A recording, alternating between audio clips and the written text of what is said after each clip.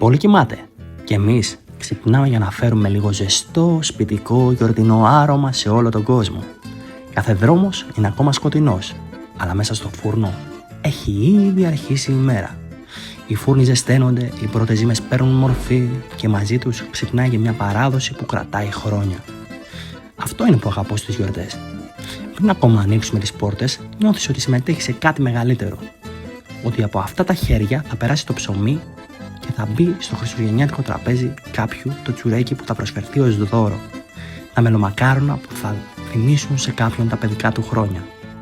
Και όσο η πόλη ακόμα κάνει τα πρώτα της βήματα στην ημέρα, εμείς έχουμε ήδη μπει στο ρυθμό.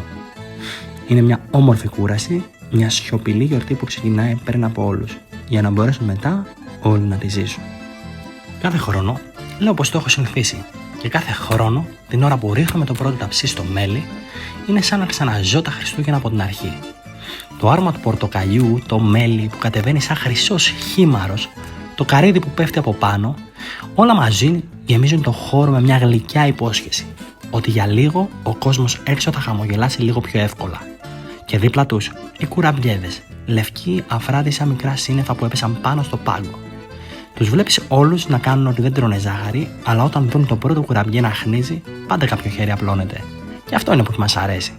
Να δημιουργούμε στιγμές που κανείς δεν μπορεί να αντισταθεί. Για εμάς, αυτά δεν είναι απλώς γλυκά. Είναι το σημάδι ότι οι γιορτές ξεκίνησαν και ότι μέσα στο φούρνο η καρδιά των Χριστουγέννων χτυπάει λίγο πιο νωρίς από παντού αλλού.